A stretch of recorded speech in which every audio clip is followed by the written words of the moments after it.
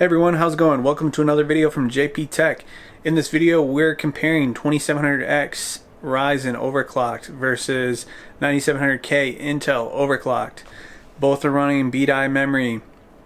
The Ryzen system's at 4.2 GHz, SMT is on. We'll be looking at SMT off in another video. That video is not this one. The BDI memory is G.Skill Trident's DDR4 3200 CAS14. I am running the DOCCP profile for that memory.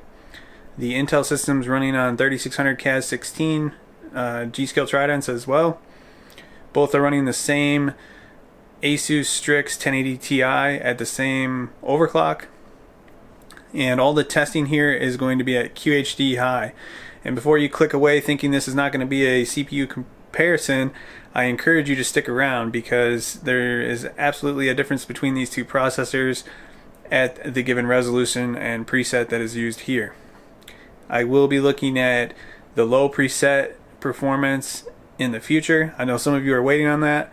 I'm sorry this is not that video yet, but let's go ahead and get into those results.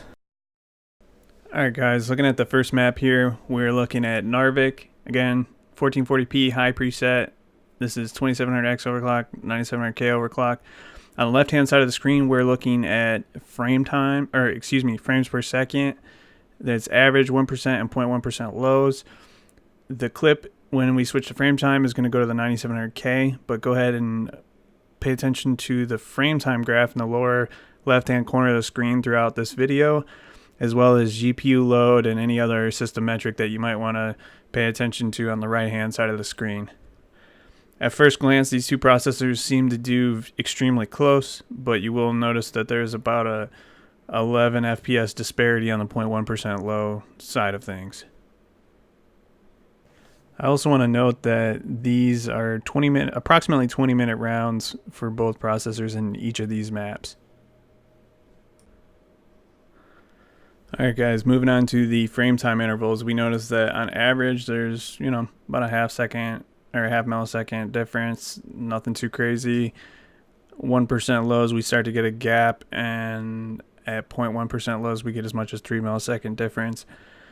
You will notice in this 9700K gameplay footage as well that the GPU load is at a higher percentage. The frame time graph is smoother. The CPU and GPU latency overlap each other majority of the time, and the gameplay here is just overall smoother. In my previous testing, I did determine that Narvik is the most demanding map as it stands in Battlefield 5, and that's one of the reasons this map was chosen for this testing. Now, despite average frame rates being pretty close in this map, I do find that the 9700K is smoother, and to which that degree matters to somebody, well, that's on you. Moving on to Twisted Steel, there is a clear difference between these two processors here. You can see it right here in the average frame rates. There's a 22 frame per second difference in average. There's a 20 plus difference in 1% lows, and there's a significant difference as well in 0.1% lows, as you can see on the left hand side of the screen. Again, pay attention to GPU load for the 2700X and the frame time graph. This is a map where going back and forth between the two systems, it was dramatically different between these two. I noticed that the 9700K was just like butter smooth after playing on the 2700X. And that's the kind of stuff that becomes more important when you're, of course, gaming on a high refresh monitor. So as you can see, 9700K, the frame time graph again is much smoother and tighter than what you saw on the 2700X. The frame rate's higher, the GPU load is higher, and overall the experience is much better.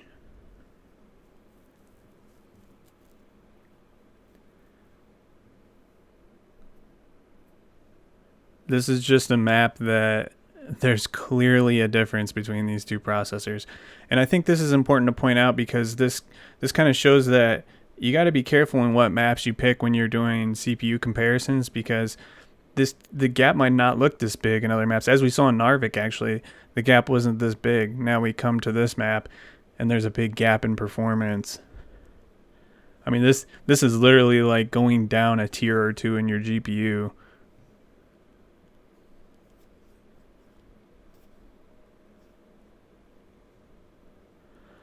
Alright guys, the last map we're looking at is Hamada.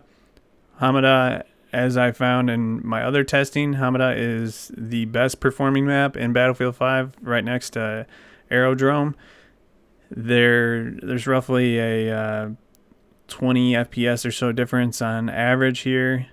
The 1% lows are, you know, somewhere over 10, and the 0.1% lows are about 11 FPS difference.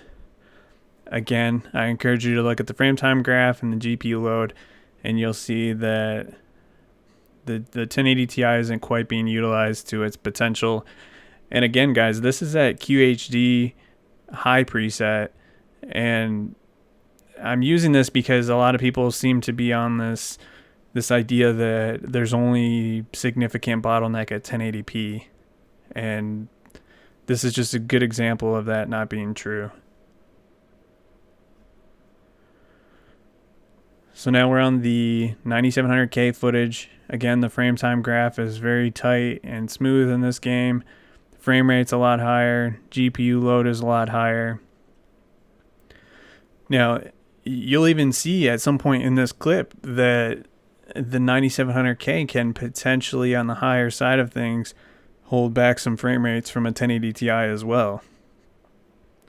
And that's quite interesting.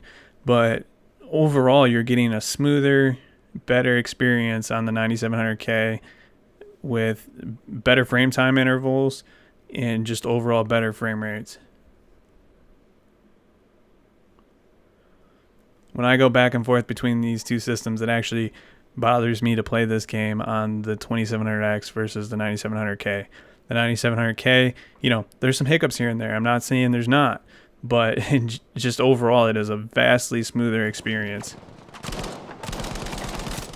Alright guys, so that about wraps up this comparison video. I just wanted to note here at the end that this in no way was me just bashing Ryzen for the sake of bashing Ryzen. I'm sharing my real world experiences with this system, or with these two systems, mind you, in Battlefield 5 Conquest. I'm just showing you what you might not be seeing from other benchmarks out there that are using either a smaller portion of benchmarking time, or they're not using multiplayer, or they're using a specific map only.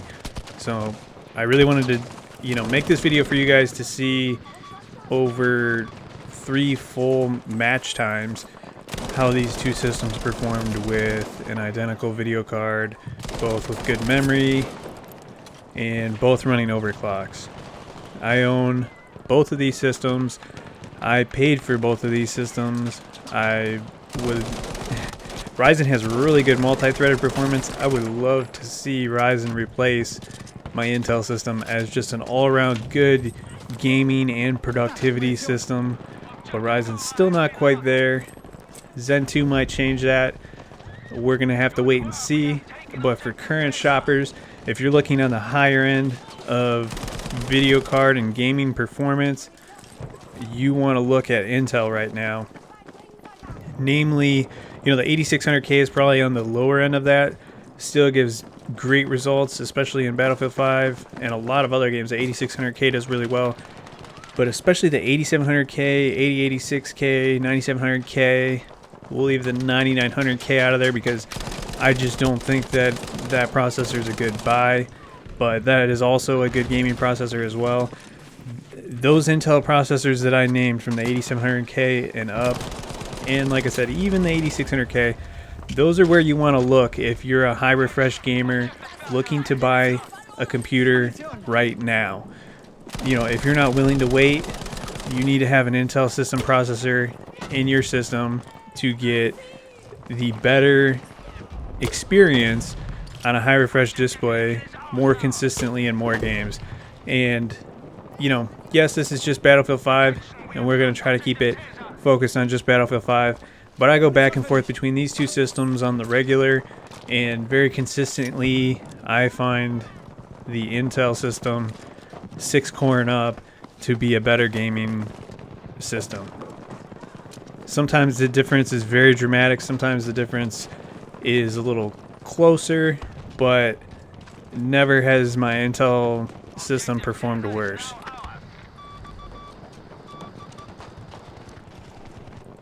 One last thing I want to add is that when it comes to memory overclocking performance with Ryzen, your mileage is going to vary. I myself have gone through 3 different sets of memory and 2 different motherboards only to find the limit on my memory overclocking potential with Ryzen, and it's just not as high as some others are getting. And you know, that's just something you need to think about when you're getting a Ryzen processor. If you think you're going to get a Ryzen processor and you're going to put max memory tweak on it, it's not necessarily going to happen, and it's outside of even if you get the best motherboard and memory, the memory controller lies on the processor, and there is some variance in how good those memory controllers are. And that's the same case goes for Intel. It just happens to be that Intel's memory controllers usually operate on a much higher spec, or at least they're more capable, and it turns out the memory performance is quite important to Ryzen. So I just want to point it out that just don't think that you're going to get a really good motherboard, really good memory, and you're just going to get the best memory tweak on your Ryzen. You may or may not. You know, it's just like the overclock that you may or may not get on your Intel processor, depending on luck of the draw. So just want to point that out there. I've spent a lot of time tweaking my memory. Haven't really got as high as others. I use the DRAM calculator. I tried all kinds of different timings, like I said, different hardware configurations as well. And where this memory is currently running, this 3200 CAS14 Ryzen spec memory is running on the DOCC profile, is about as good as mine wants to do. And you know, I can slightly tweak it from there, but it's not really doing much at that point. Like I need that extra level of tweaking to get more performance out of it.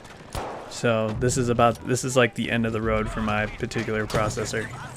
And even with a bit better memory tweak, you know, it may close the gap some more, but it's not gonna get rid of the gap. But that's it for this video, guys. I hope you guys all enjoyed it. Let me know what you guys think in the comments below. Give me a like if you like this video. Hit subscribe if you want to see more JP Tech. And as always, guys, I'll see you around.